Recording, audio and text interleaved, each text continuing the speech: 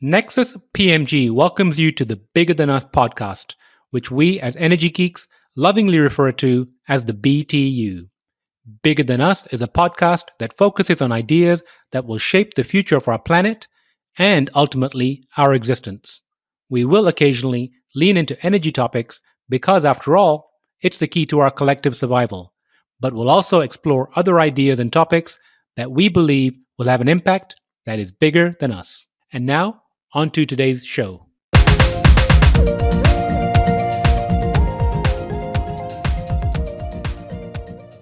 Hello, and welcome to the Bigger Than Us podcast. I'm your host, Raj Daniels, and today I'd like to welcome Sabrina Williams to the show. With a background in architecture, law, and urban planning, Sabrina has focused on social justice issues in urban communities.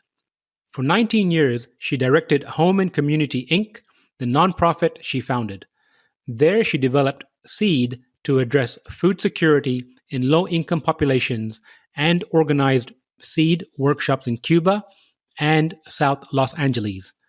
She is proud to carry on the homesteading and victory garden traditions of her grandmother and has been permitted to sell produce as a Los Angeles County certified producer. Sabrina, how are you doing today? I'm great, Raj. Thank you so much for having me. Thank you for being on, Sabrina. Sabrina, where in the world are you? I am in Los Angeles, California. And how's the weather in Los Angeles today? It's hot today, actually. It's definitely summer. So I'm in Dallas, and I think if I read correctly this morning, we are going to crest at about 103 this weekend. Oh my goodness, we're not that hot yet, but I mean, it's definitely getting uncomfortable. Hopefully make it through. Yes. So Sabrina, I like to open my show by asking my guests the following question. If you were asked to share something interesting about yourself, what would it be?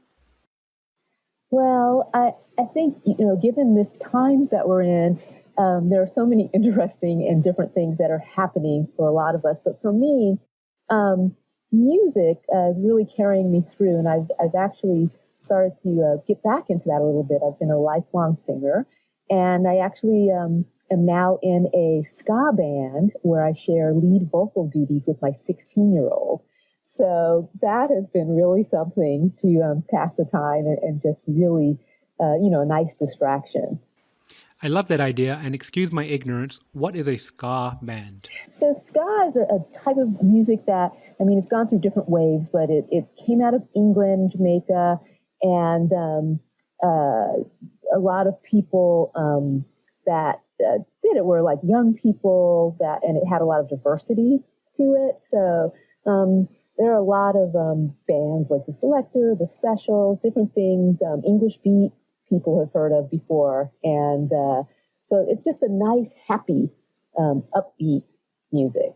Well, I'll be sure to research it and dig deeper into that. Yes. I like the idea of happy, upbeat music. And you mentioned London and Jamaica. So I grew up in London, and almost all of my friends were from the West Indies, somewhere Jamaica. Oh, great. Tobago. So I grew up around reggae music quite a bit, almost to the disdain of my parents who are Indian. And my dad would ask me all the time, why do you keep listening to reggae music? And I just would tell him, look, there's something in there I relate to. That's right. That's right. So, feels good. That's what I grew up with. Nice. I appreciate you sharing that. So, Sabrina, can you share a little bit about Seed Box Systems? Absolutely. So I am the CEO and co-founder of Seed. And what we have is a farm in a box, essentially. It's a countertop bamboo planter that's made up of solar-powered automatic irrigation systems. And it connects to moisture sensors, which allow you to monitor and manage your plants from anywhere in the world. So you're able to grow indoors and out using these moisture sensors because they're all connected to the main system via Bluetooth.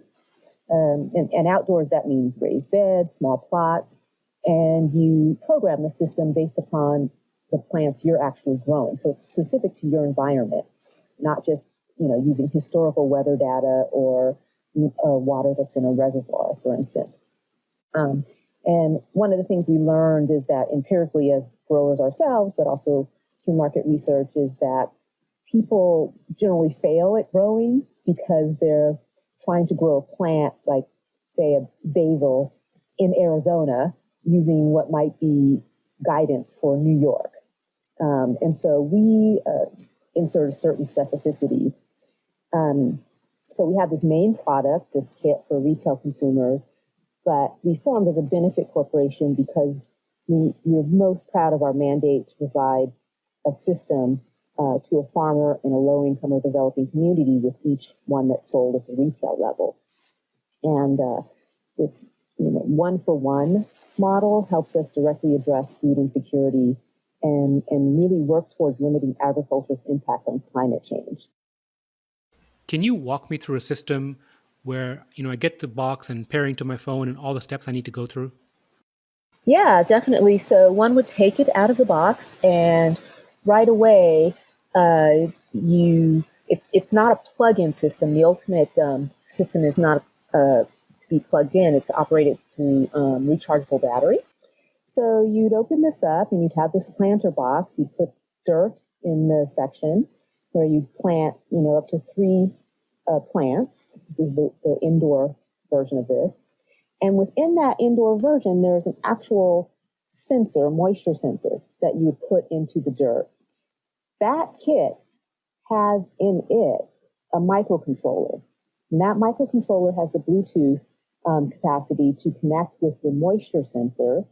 So in your smart device, your phone, your computer, whatever, you'd go into the app and you'd be able to program, again, using basil, and you live in Arizona, you know that for your region, basil needs this amount of water, and I'm only going to water on this standard. When it gets dry, this is when I'm going to tell the pump to start watering the plant. And so you can modify that as a user using the smart device. You'll be able to look at that and say, oh, it needs more water. I feel like, we're having a particularly hot summer here, but basil only needs 70%. Whatever the number is, it only needs that percent, and it will always provide that amount of water to your plant.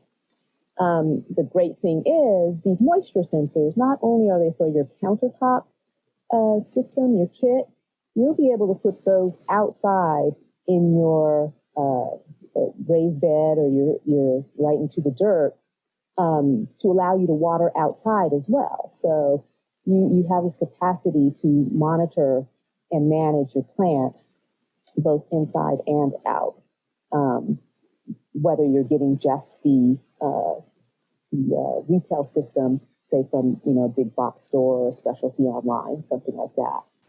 So that's really interesting, and I'm going to pivot into my next question. Yeah. I think it ties into, the crux of our conversation is the why behind what you do. So background in architecture, law, urban planning. Yeah. How did you become the CEO of Seedbox? I know. Yeah, you can imagine I get this question all the time. And, I've always moved to advance justice and fairness in low-income communities. And so starting out as an architect, I was helping low-income people design housing. And what I learned doing that was that people were actually losing their housing because they didn't have legal representation. So design only gets you so far. So I thought, oh my goodness, I'm really concerned about this. Let me go do something about it. And I had a mentor who said, you should go to law school. So I thought, okay, I'm going to do that. So I went to law school. And that next step was to help people actually save their housing. And I was in Washington, D.C. doing that, and really had a lot of success. I started working with people in 40 states. And then I started my own nonprofit in 2000 so that I could advance that effort and realize, well, wow, it's one thing to do law, but it's another thing to plan the urban landscape to help people have a say in how they were housed. So then I went on to get another degree, which was in urban planning. And urban planning actually is, I think, it kind of encapsulates architecture and law. So it's not such a stretch. But all of this is really about this common denominator of justice and sovereignty, people having a say. And everywhere I went, food was such a big deal. People either they didn't have enough of it, or they wanted to grow it, and they weren't allowed to because they didn't own the land, or they didn't have certain rights related to access. And I thought, this is crazy. Food is so obviously integral to all of us, and I realized, well, housing, okay. I'm glad that I had an opportunity to help people maintain and keep and develop their housing, but food was really becoming, quite a big issue in a lot of the work I was doing. And so I began working towards urban farming and helping people access plots and change policy regarding, what kinds of stores were in their communities, and rights to vouchers, and programs to feed children. So it was a very natural progression into food and food justice. And really just understanding, that we have a power to change. And I have this eternal optimism about people being able to take steps on their own behalf. So we just started introducing seed, this idea of, well, maybe you will get better production in your own homes if you have this automatic irrigation, and allowing people to take part in the Internet of Things, IoT.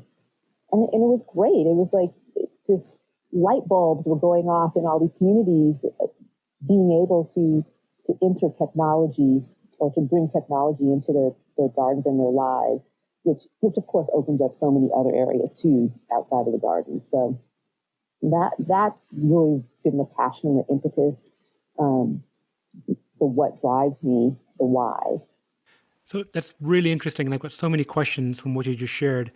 Before I do, though, I'm sure you're familiar with the story of Ron Finley. Yes, absolutely. I know Ron. Mm-hmm. I watched his TED Talk. I don't remember when it was, but what an inspirational story.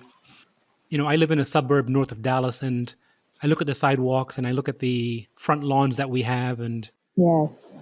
spoken to my wife so many times about other usage. I don't know if you've read a book called Sapiens.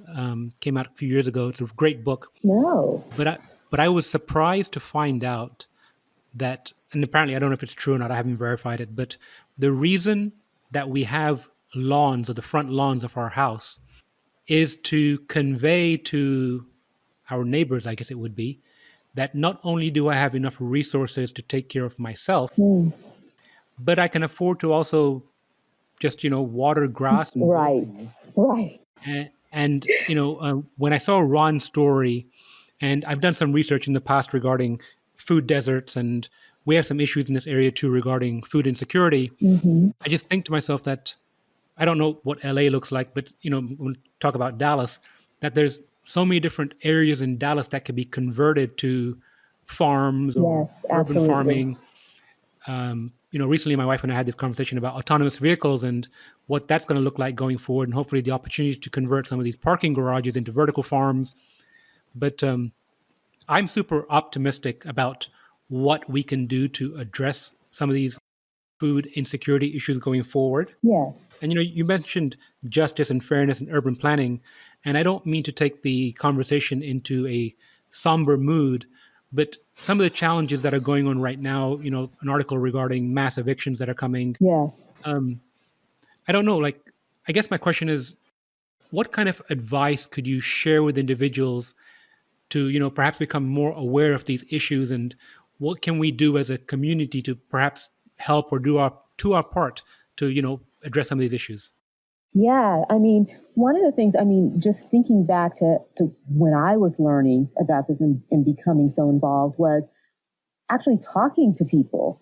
We see a lot of things in the news. We know so much is going on, and actually learning people's stories and talking to them. And so once you do that, you have to understand actual needs. Because you don't want to take a paternalistic approach to things either. And so one of the things I have always done, what I started out doing, was I was a community organizer. So I was talking to people, trying to find out what their needs were. once you discover needs, now, if you have enough people with those needs, you really can start a movement, obviously. And movements can start with, a handful of people, as we know. But especially right now, you have the ear of so many people that are, decision makers, the traditional decision makers, because clearly more of us need to be part of that process. But you have now movement in the ear of these folks and being able to go in person and you'll see especially people joining in city council proceedings, via Zoom or whatever the mechanism is nowadays, that people are actually feeling very strongly, and they're asserting their rights in those kind of arenas. And so I think that learning as much as you can, talking to people directly, listening, just, the key in this is listening, not inserting your own necessarily experience into things, but finding out needs and then moving forward with that, finding out how you can, initiate change, especially at the local level. And I do know, like, just having worked in housing, that's an area that, wow, if you get enough people involved and voices out there, you can actually get things changed. You can get things changed, no doubt about it. I know it seems daunting to folks, but it's a numbers game. That's what it is. I agree with you. It is a numbers game. I appreciate you sharing the idea of, not being paternalistic. I do feel like there's a system in place that needs to be broken, Yes. and re-education on both sides of the aisle, if you will, Mm-hmm. regarding some of these challenges. I'm also concerned that if they're not addressed sooner than later, we're going to have, as a whole, a society, a bigger problem on our hands than we think. Yes. And I'm just talking about even from a health perspective. I Yeah. mean, some of the, again, going back to the food desert, some of the foods that are available in some of the areas in town are just not healthy and are causing all kinds of secondary issues when it comes to Yes. health, which are, ultimately putting a burden on our health system, which we all end up paying eventually. Absolutely. Absolutely. And one of the like I said, over in me telling my history of getting to this point, why food became such a centerpiece was because, you'd see the health, the detriment to health of having no supermarket. I mean, you will have in a very affluent area, say 14 supermarkets, and just 3 miles away in a lower income community, one supermarket. And, that's just outrageous. And so when we started helping people do homesteading at their own homes, their sites, key for us was not just growing the food for oneself or one's family, because when you start growing so much. You can't even help yourself, I think, on some level, because it's actually, as you know, fun to grow things and see them grow. But especially food, if you have especially a good system in place, you're going to be so productive. And so not just for yourself, but for your neighbors, you start sharing that. And then beyond that, in that community, now you're having options for, well, maybe I can take this to the farmer's market and sell. So we were actually getting people certified to sell at the local farmer's market. And so it has all these options, these opportunities for growth in a community. When you are starting to produce your own food, you're getting a nutritional benefit, you're getting a community benefit, you're getting maybe an economic benefit, and you're taking some of the burden off of that need. You want the supermarkets; they should be in those communities, but at least you're having this option come to the forefront as well. You're absolutely right. I've grown some things in the past myself, and tomato plants, the yield you get is just ridiculous. Yes. Eventually, you're begging people to take it off your hands. Exactly. And And so I totally understand what you're saying there. You mentioned a certification program. Can you explain or share how that works? Yeah, through the Los Angeles County, maybe it's the Office of Weights and Measures. I'm not sure, but it's a program whereby private citizens, you don't have to be a large farm. They will come to your home and certify that you're growing certain types of produce and that you're growing it in a certain way. This is separate from being organic. That's a different process altogether. But you are able to work with the inspector to say, okay, I'm growing, oranges, or I expect to grow this much of this type of produce. And they will certify your site. And with that certification, it's annually renewable. You are able to go to a farmer's market in Los Angeles and sell your produce. And they have different certifications for, say, if you're making jams or anything that you're cooking. But we were primarily working with people that were just growing too much is a good thing, too much food, and being able to take it so they could make a little money, from the process as well. So it's a great program. Yeah. Mm-hmm. So rewinding a little bit, Yeah. how did you come up with the idea for this seed? It's very interesting. So I consider myself a little bit of a Luddite. I've always been the last person to jump on any technology. And my daughter and I went to a maker space, and I saw this little system that they had, which was using an Arduino microcontroller, I think. And I thought, oh, this is so cool. It can do all these things. Please tell me all the universe of things it can do. And one of the things was a little watering system. And I thought, that's so cool. Let me try this at our site in South Los Angeles. And so I started putting together this little kit with just this teeny micro moisture sensor. And it was amazing. I thought, I am, almost 50 years old at the time. I'm learning this thing and I love it. And it has such a potential for helping growers not waste water. So that's an economic benefit. It's helping them increase their yields because now the plants are getting the exact amount of water that they need for their environment. And so I started looking for grants because I was running a nonprofit at the time. And one of the grants that was available was to take the system through the U.S. State Department to Cuba. So we were provided some funding to go into Santiago de Cuba, which is in the southern part of the island, and actually provide workshops on installation of this very simple watering system, because they are obviously there's a lot of food insecurity there, but their farming system is quite robust, and they are actually having to use organic and permaculture processes in their work there. And so it was a perfect fit because we were able to help people increase their yields almost threefold in some areas, and realize, like, wow, if we can do this in Cuba and in South Los Angeles, then this might be something that can go even wider globally, because there are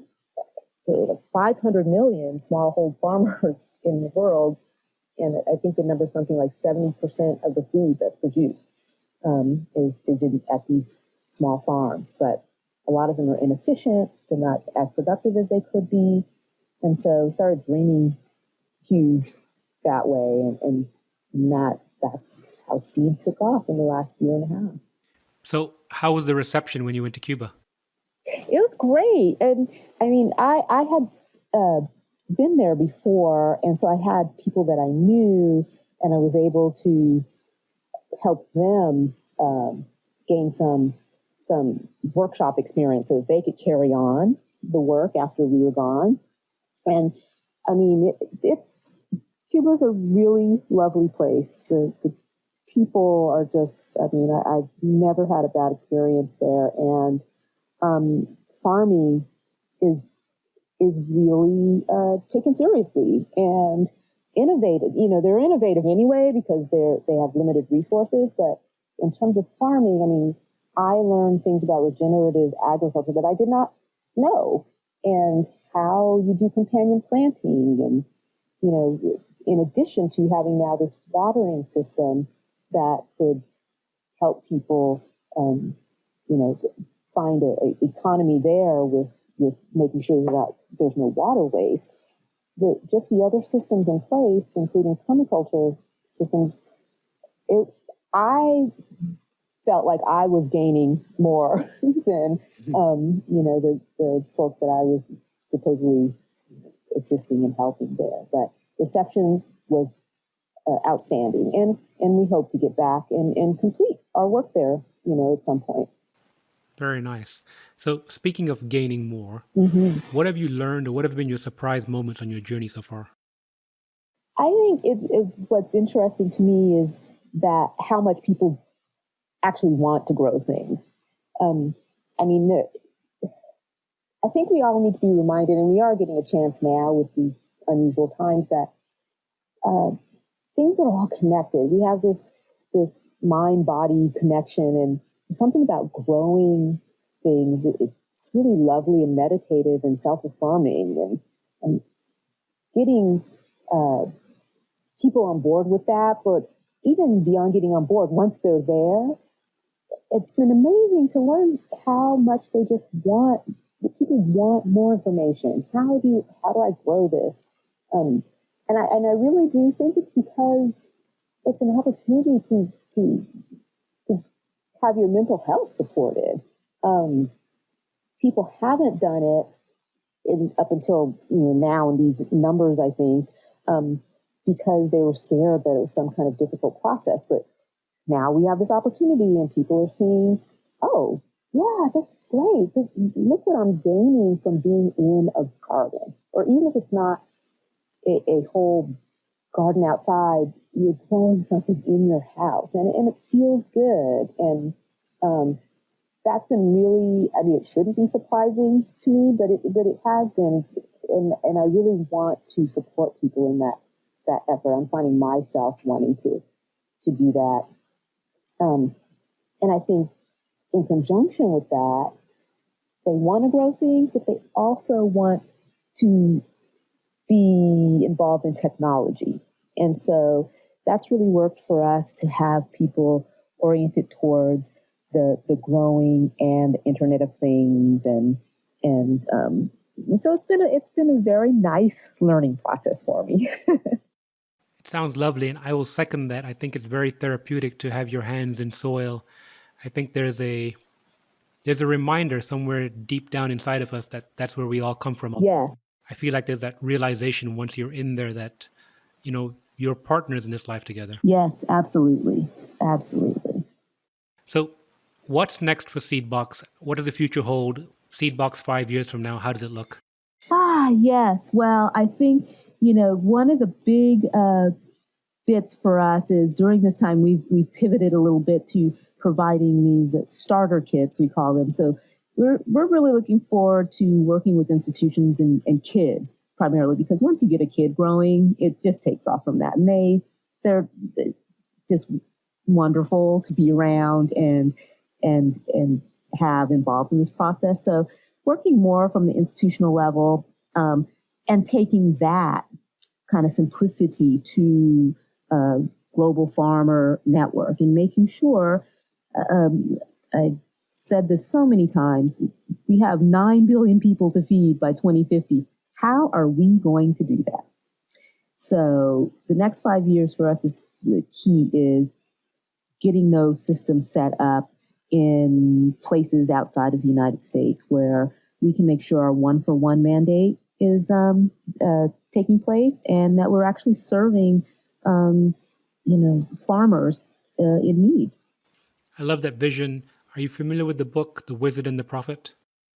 Yes, I am actually. Yes.